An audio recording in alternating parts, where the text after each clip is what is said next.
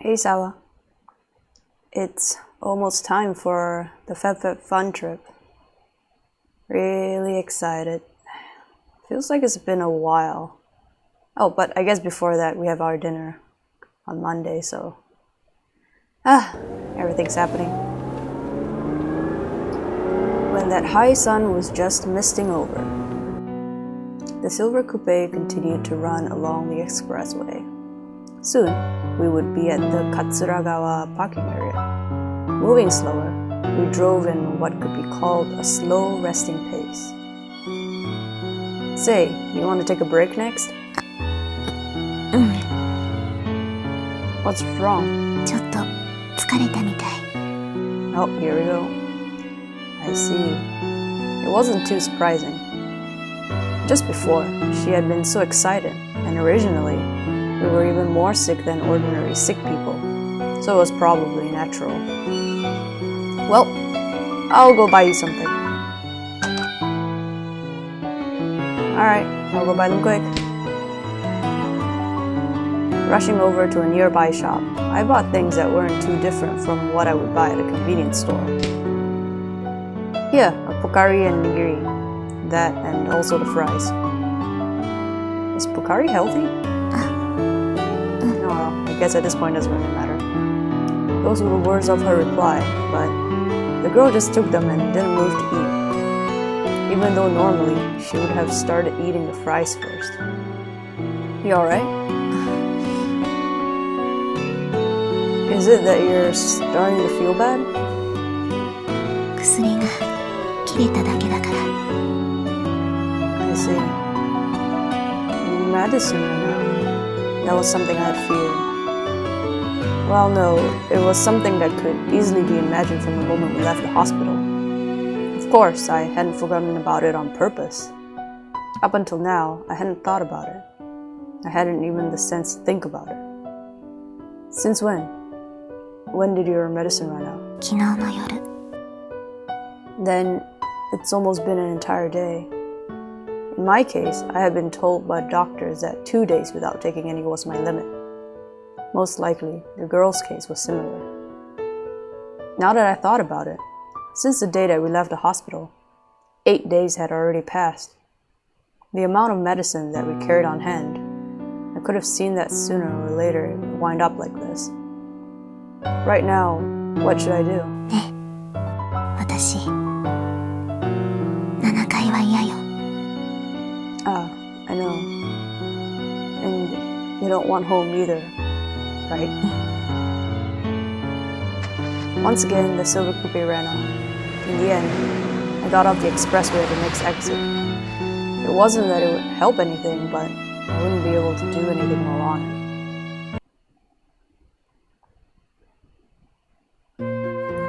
From the bleak expressway exit, I continued driving towards an urban area.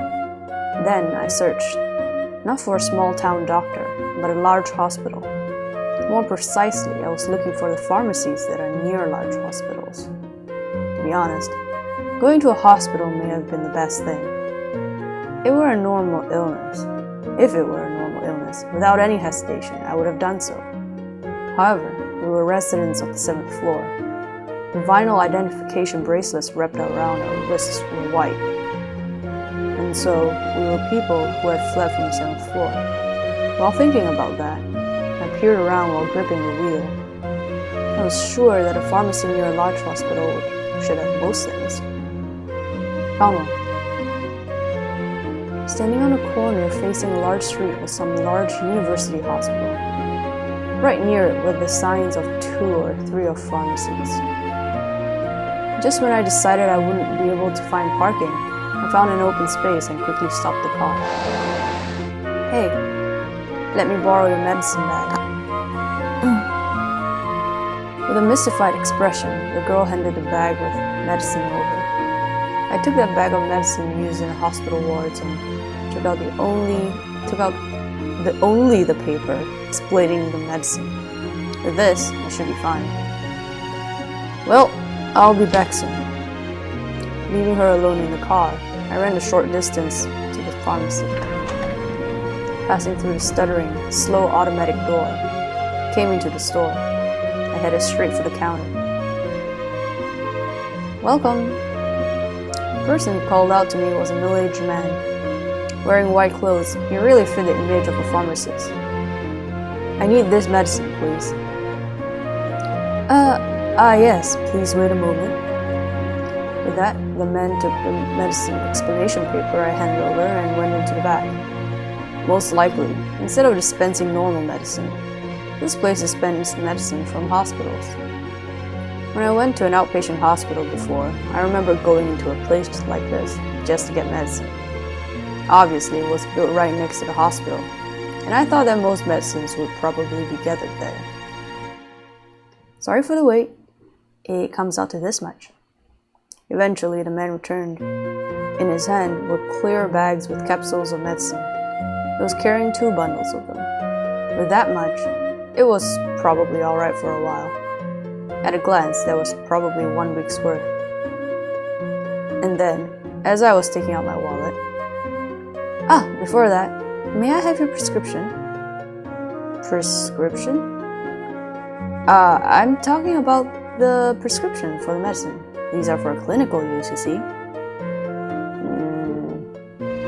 You received one from your doctor, right? I hadn't expected this. Well, no, thinking about it calmly, these weren't over-the-counter items, and you couldn't buy these normally. Is something the matter? No, I faltered, and the man in white began to lay increasingly suspicious eyes on me. "Wait, that's..." Then, noticing the white bracelet wrapped around my wrist, and the words that were written on it. My name, blood type.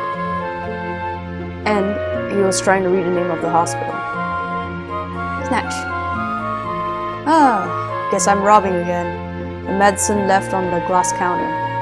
Reflexively, I grabbed the whole pile. "Hey, wait!" "Oh, here we go." The man behind the counter gave a great shout. I heard that voice behind me, but I was already running. It was only 5 meters from the shop exit. Well, we'll see. Unable to gain steady footing, I was stumbling, but even then I ran on in a daze. And then, coming to the stuttering, slow automatic door as I was making to leave the store. At that time, Suddenly, for a moment, my awareness turned white. I slammed my head into the edge of the automatic door with enough force that it seemed to have cracked. While shaking my wobbly head, I reached out with my hand and opened the automatic door that had stopped partially open. Then, when I got out of the store, I began running. I hadn't let go of the bags of medicine I had been holding. Unable to help myself, I was out of breath, and I wound up raising my chin up. It was only a few tens of meters to the car, but it felt awfully long. It didn't seem like anyone was chasing after me, but I didn't even have the luxury of looking back to check. If I were caught, what would happen to her? Alone in the car, she would probably sit there forever, waiting for my return. I mean, she'd probably get out at some point. As I thought about that for some reason, I ran in earnest.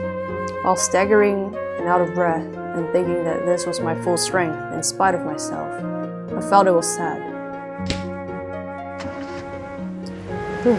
As if collapsing, I fell into the seat and panted heavily as I tore the car onto the road. Clearly, more so than the other day at the pachinko parlor, I became aware of how much my strength had slipped.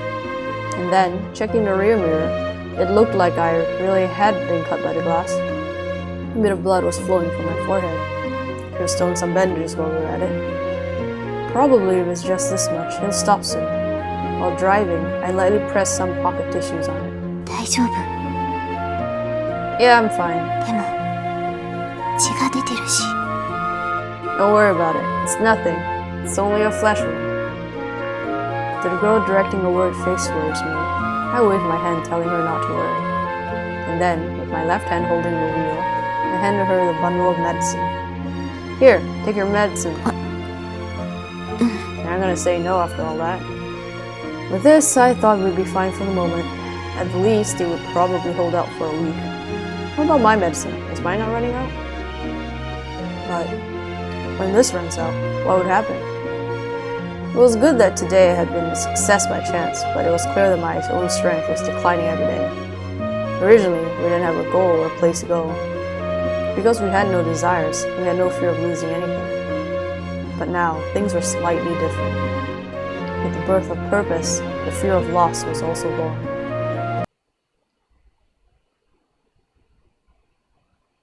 Suita Junction, Koga Junction. The day cleared up in that clear, so very high sky that was characteristic of winter spread wide. Once again, we went on the expressway. Right now, we left the Suita Junction and we're running along the Chugoku Expressway. Hey, what's the next 神 one? 戸ジャンクションから Got it, the Sanyo Expressway, right? Following the girls' direction, the Silver Coupe ran. Coming all the way here, the signs along the way were occasionally showing the words Awajishima. Since the day we escaped from the 7th floor, the odometer had already passed 900 kilometers. It seemed unthinkable that we had gone so far, but considering our destination, it was just a short distance. Then, what happened for us was a large bridge. This is the Akashi Kaikyo Bridge. It's an amazing bridge, isn't it? The two of us couldn't help but be impressed. It was as if it ran atop the sea forever. Then, after we drove for a while, right in the middle of the bridge, here and there, cars were stopped and people could be seen. Most likely, those were tourists who got out of their cars to take commemorative photos. Imitating those people, I pulled the car to a stop along the side of the road. ここ駐停車禁止よ Yeah, I'm sure it'll be fine. Well, it was just for a bit. It'd probably be fine, see? Besides, from what we've seen, a number of other cars have stopped in the same way. Come now, let's go out for a bit and have a look. I'm sure it's got an amazing view. 分かった She sounded a little reluctant still, but the girl got out the car to join me. Whew. A strong, cold wind whistled atop the bridge. It's colder than you'd think, isn't it? Since normally we wouldn't come out the car, we felt it all the more. In contrast to us, further down, there were two people that seemed to be a couple. It looked like they were taking commemorative photos and raising happy voices that even we could hear. Looking around closer, other than those two, there were families and groups also taking pictures. A commemorative picture, eh? Certainly for a place like this, one was necessary. Speaking of which, どうかした wait a sec. I was certain that there had been a camera. Before, the first time I had searched through the car, I remembered that I had found a cheap disposable camera. At the time, from what little I saw, I thought there were a few shots left. Pulling out the camera, I checked the film. Wonderful, there are still 2 shots left. One for this bridge and one for when we died. Sorry for the wait. Look, I'll take one of you. A picture. A picture? Since we're here and all. No, don't say that. Strike a pose or something for me. As I spoke, I readied the camera, pointing it at her. Come now, try making a bit of a happier face. However, maybe because she was embarrassed, even when she finally faced this way, she had on a sulking expression. Or perhaps, for this girl, this was her trying her best to make a smile. As I thought about that, I made ready to shoot the camera when... Excuse me, could you take a picture of us? Sure. Some random couple came up to us with a camera in hand. Okay, ready? Yes, please. Happily, the 2 hugged shoulders, and 2 of them smiled. I placed the 2 of them in the viewfinder and hit shutter. Thank you very much. Well, in exchange, we'll take a picture of you 2. No, we're, I just pressed here on the camera, right? Faster than my reply, he took my camera. Actually, it was more like he snatched it. Probably, he was being polite. Ignoring our hesitation, he quickly readied the camera. Come now, the two of you, get closer together. At those words, I moved my body just a bit closer to the girl, still looking emotionless as always. The girl next to me also moved just a hint closer. Could you please pose a bit more? Nosily, the boyfriend started adding more requests and looking closer. The guy's girlfriend was also giving us exasperated looks. Thinking there was no helping it, from behind her back to her shoulder, I slowly wrapped my arm around her. It was the first time I touched her body. Oh boy, let's not go this way. The feeling of the childish clothes we bought the other day, and the waist-length hair spread through my hands. Looking at the camera, I couldn't see the girl's expression, but maybe she looks really pissed. She might be wearing that embarrassed pouting face that she would only show very rarely. Well then, ready. Perhaps satisfied that they had taken a decent picture. Oh, I don't know about that. Couple returned to their car. We also turned towards our own car. Her girlfriend, eh? Looks like we've been mistaken. Could it be that we look like it? I said it in just a bit of a joking way. For some reason it felt fun, and I just wound up continuing in that light tone. Well, well, what do you think, Setsumi? Is Setsumi her last name or her first name? 何よ、年下のくせに。 Even with those words, the same as always, she was facing the window. Her expression was the same, and she didn't even move to look in my direction. But that was... Her eyes weren't the ones that always looked far away. I had a feeling that it was embarrassing, so she was turning her face away. Looking up at the high sun, that characteristically blue sky spread on and on. From then on, we went on for just a bit and arrived at the Sumoto interchange. Once again, we exited and returned to the normal roads. We finally arrived, haven't we? Since that day when we left the 7th floor, the car stream meter showed some 900 kilometers. From an unplanned start, we really didn't make it all the way here. Well, where should we go from here? 南に。 South. Got it. Following the girl's direction, I set off. Of course, coming here, even I knew what the place would be. I could see a number of signs for tourists in front of me. However, I followed the navigation. I had a feeling that it would be wrong if I did it. For some reason, I wanted to do it that way. And that was chapter 6, Echo.